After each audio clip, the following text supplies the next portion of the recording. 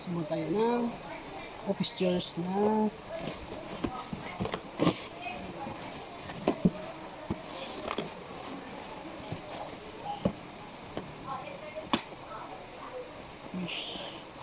office chairs na Miss Block.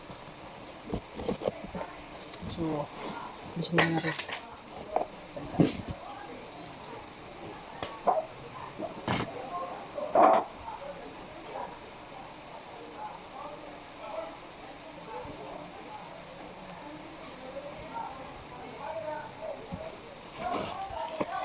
Parts na.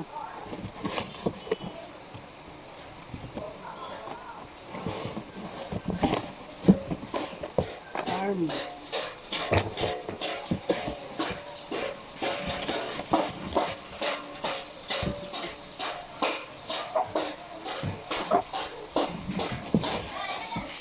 Press.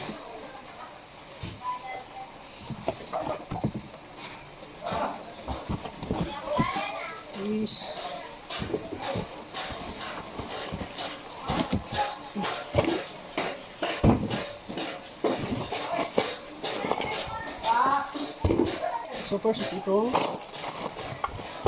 Starbase na. So paglaman natin yung mga lambra. Gusto natin ito. Ayan kasi dapat yung mga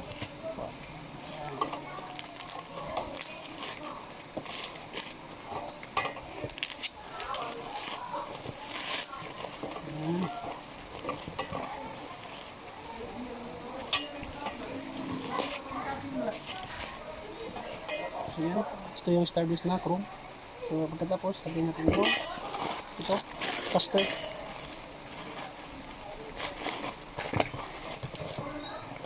So 5 pirasong caster.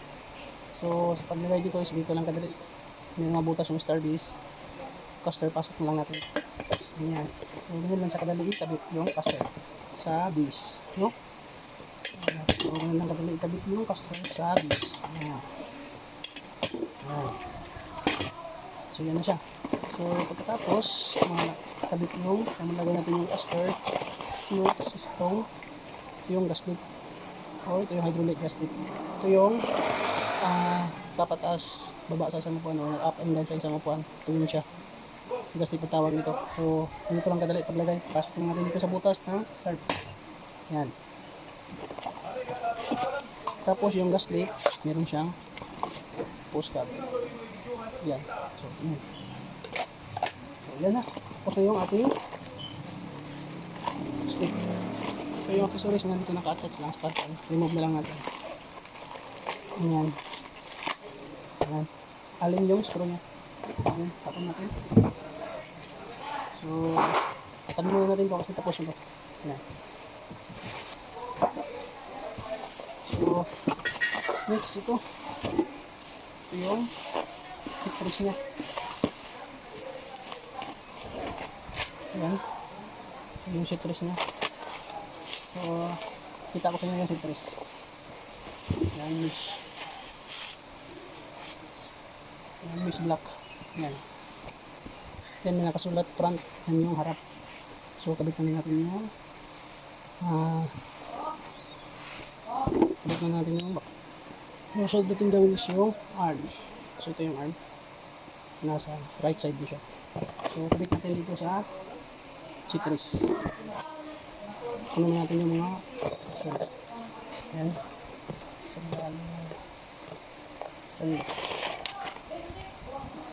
Saan, okay. May washer sa arm. May washer. Washer at both. Saan?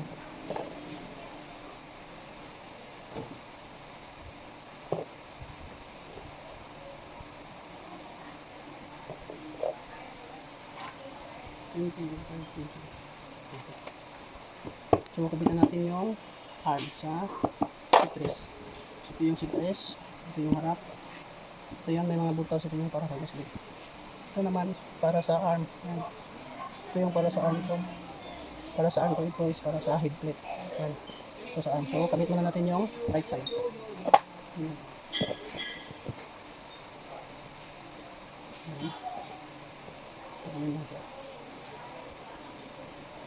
Tapos screw.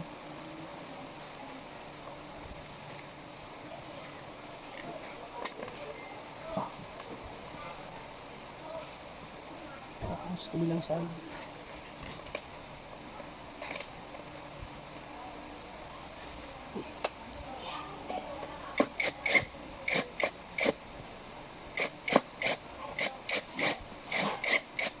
Ayan.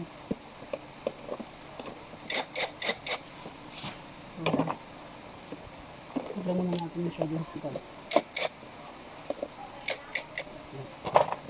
Next is yung kabilang side naman. So ito yung arm niya. Ito yung left side na naman. So ganun pa rin. Ayan. Ayan. So dito sa ilalim. Ayan. Screw natin. Yung bolt. Bolt at saka meron siyang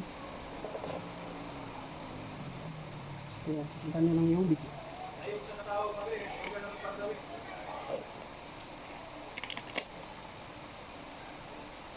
Screw natin.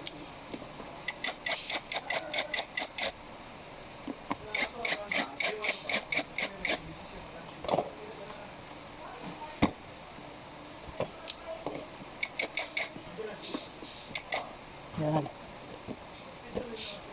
So, yan siya. Tapos, pagtarin muna natin. Yan. So, yan na siya. Yan. Okay. Kita nyo. Yan.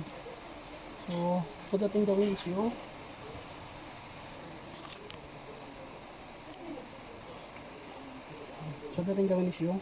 backrest. So, kapit natin yung backrest. So, ito yung backrest.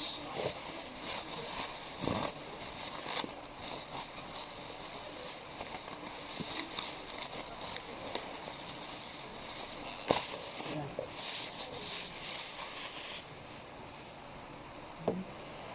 So, ito yung itsura ng ating backrest. Yan. So, medyo mahirap to siya kasi ang screw dito sa ilalim. Dito tayo mag-screw. So, kabit natin. So, sa pagkabit, dito lang. Ganyan lang siya. Sundan mo lang yung ating video. Ayan. Kabila na.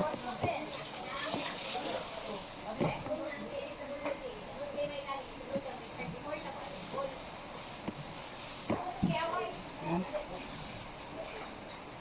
Ayan. Tapos, screw natin dito. Yan. Dito natin screw. So, medyo ganyan. Para kita nyo. Ayan, dito. So, ito yung bolt niya.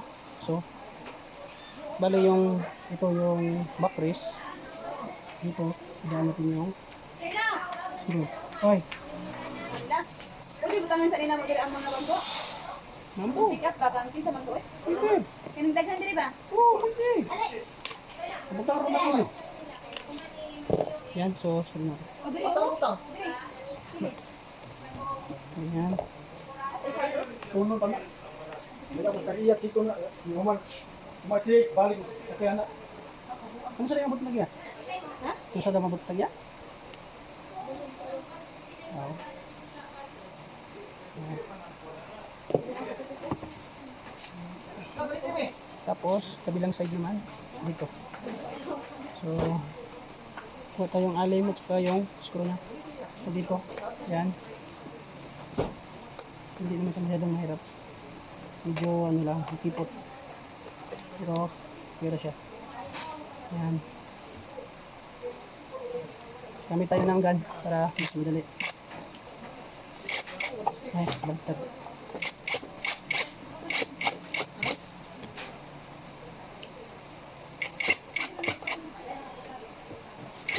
Yan. Ipitan na natin. Kabila rin. Yan. Dito. Ito yung procedure pitan. Yan. For sure, may pito yan. Tapos natin yung volume ng gun para mas. Pitan natin ulit. Yan. Para higpit at kapit. Kabila din. Ito. Ayan, para kita nyo.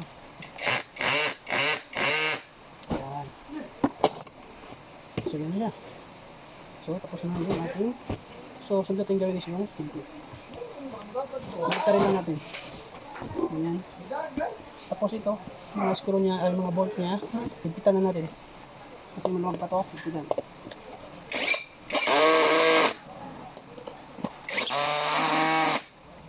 Dito rin, higpitan.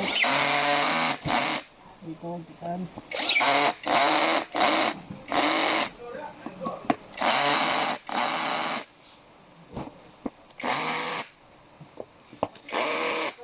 Yan.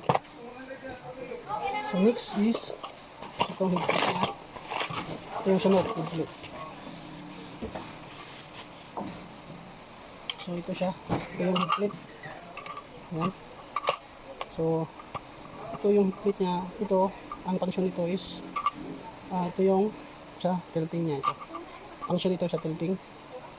So kapag yung upuan nyo medyo ganun nahiga na masyado, dito nyo lang i-adjust. So meron dito loosen at saka tighten. For yung plus, yun yung paghigpit. Yung minus, yun yung pagluwag. So yung tighten naman yun yung paghigpit. Yan, higpitan nyo. At saka yung loosen is yung pagluwag. No? So kung gusto nyo yung upuan nyo, magganyan-ganyan siya, mag-tilt siya. Yan, parang higa-higa na. Dito nyo i-adjust. Para mag-ganon, mag-higa siya, i-loosen nyo or i-minus nyo. Pagka masyadong ganon na naman, masyadong higa, pwede nyo siyang i-tighten, higpitan para hindi siya masyadong mag-tilt. So, okay mag-adjust. So, kabit natin. So, sa pagkabit, hindi ko lang. Meron siya 4 na butas. Ano na? Ayan. Tapos, bolt na natin. Ayan. So, madali lang siya. Pagkasimbol. Ayan. So, 4 na screw. 4 na bolt. So, screw na din.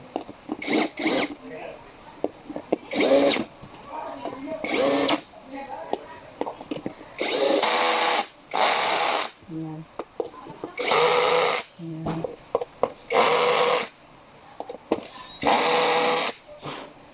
Okay na to. Tapos na to siya. Tapos, so, yan na. Tapos na siya. Yan. Yan. So, kabit natin yung okay, ito na, next. Ito. Ito. Ito nyo may butas.